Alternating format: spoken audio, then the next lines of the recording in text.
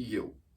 Hey everyone. I wanted to talk today about what I think is the most important aspect of a spiritual practice, whether it's religious or meditative or Reiki, what have you.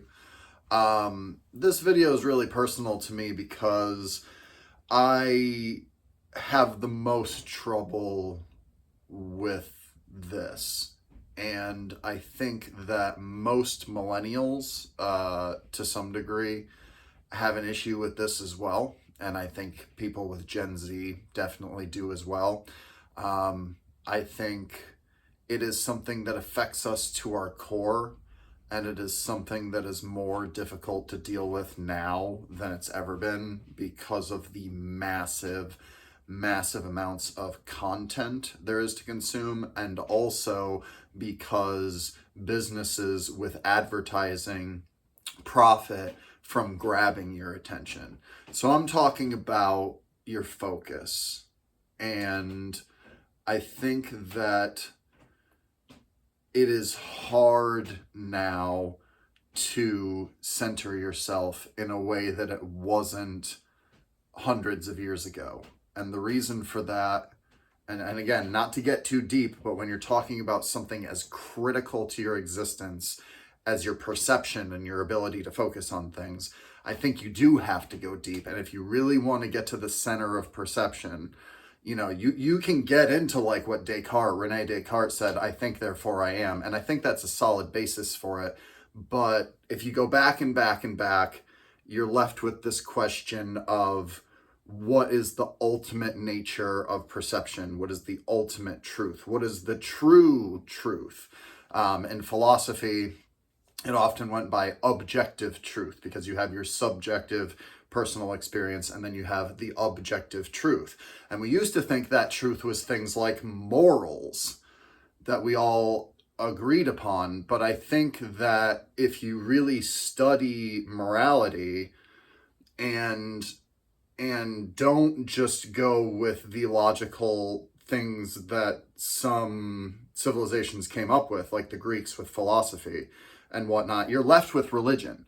That's the foundation of the objectivity of focus. And yes, you can say there is the scientific perspective. Absolutely. The problem with the scientific perspective, in terms of being the focal point of objective truth, is that science never claimed to have or even be searching for objective truth. I think there are scientists out there who want to know what's true about what it is they're researching, but that's like a virtuous path. The truth of science itself is that when you make a discovery, it may be the generally accepted belief of many people that this is true, but another experiment could prove the true thing that science had discovered wrong, and then there's a new truth. I mean, that's what scientific discovery is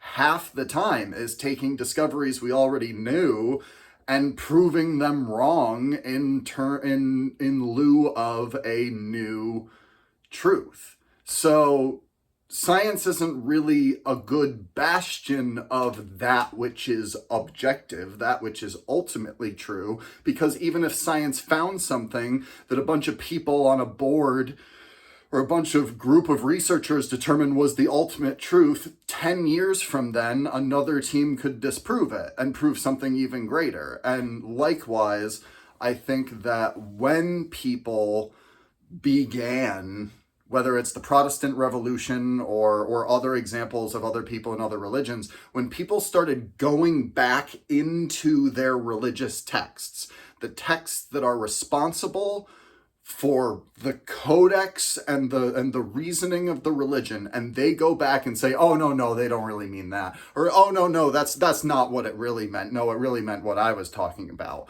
Once you start picking and choosing the aspects of the religion to suit your fancy, you do away with the objectivity of religion. And I'm sorry, I know a lot of really religious people. I myself use a lot of religious iconography in my meditations and for focus practicing. Like, I by no means am immune to the power of religious symbols. I utilize them. But that being said, in terms of being ultimately true, whether it was the Enlightenment or the scientific revolution or just regular, everyday 21st century people saying, nah, he didn't really say that, or yeah, he said all that, but I don't believe that part, so I'm not really going to think that.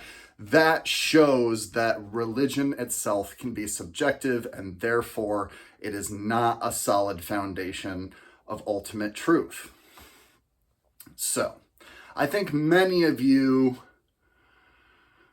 even those of you who hold faith close to your heart, come to these channels and click on these links because you, like me, seek answers and believe, or at least hope, that this energy that me and other practitioners speak of could have them. And I gotta say, as someone who's been doing this for over 10 years, it does have the answers if you can tune into it, and if you can focus on opening up to it and learning from it. So let's get to it. If you're untrained, if you have no training in the spiritual practice, that is fine. Because if you are in the business of clicking on things like this, you are already far more further ahead than most, because you're open to the energy. Now, how do you get answers out of this energy? Well, you have to listen to its message, because it'll give it to you once you start getting in the vibration of it. Once you start getting in the emotional vicinity of it, it will start sending you coincidences and little winks from the universe to show that you're along the path. And what it's trying to show you is that your focus is the way that the energy manifests. And what that means is that your lens on reality is your path through which the Reiki or the good vibes or the God force or the Holy Spirit comes into the world. But your lens is what controls how that manifests. What is your lens? Your lens is your focus. That means, yes, what you're perceiving, sure, but also your thoughts about it and your choices, shall we say, in tuning your vibration and tuning your emotions and using your thoughts to do that in order to feel a better feeling maybe than you're feeling in the moment, if that's what the energy is calling you to do. And it will call you to do that with negative emotion. When you feel like crap, it means you are not in the vicinity of this energy and you need to focus, which sometimes means removing your focus from the unwanted in order to focus on the wanted and get there. And honestly, right now, as a person living in the late end 2024, I have to say, I think the biggest problem our species has right now is not understanding this nuance, not understanding that you get what you focus on and you get it in the vibrational vicinity of what you're sending out when you're perceiving it. So is there something you really, really don't want to happen and all you can do is keep focusing on it and how you don't want it to happen, and then surprise, it happens? That's because the universe gives you what you're focusing on. So how do you get what you want instead of getting what you don't want? And that's where this spiritual work comes in. This is why we learn to do whatever it takes, even if it's removing our attention from the thing that's upsetting us and putting it on something that we enjoy. That's part of the practice. And I'm saying that the very basis of the spiritual practice, the foundation of your ability to do it in any way, shape, or form involves your ability to focus your focus and hone your attention and choose where you're placing your attention, because as you place attention to it, so will it manifest. And so that's what I mean when I say sometimes take your attention from it and put it on what you would prefer to manifest instead, and use whatever means at your disposal to feel good about what you're focusing on, and the universe the Reiki will manifest more of it.